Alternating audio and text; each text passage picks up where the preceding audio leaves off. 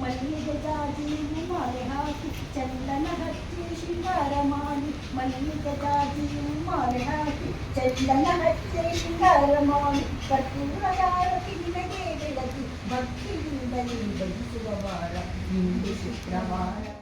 ನಮಸ್ತೆಸ್ತು ಮಹಾಮಾಯೇ ಶ್ರೀಪೀಠೆ ಸುರಪೂಜಿತೆ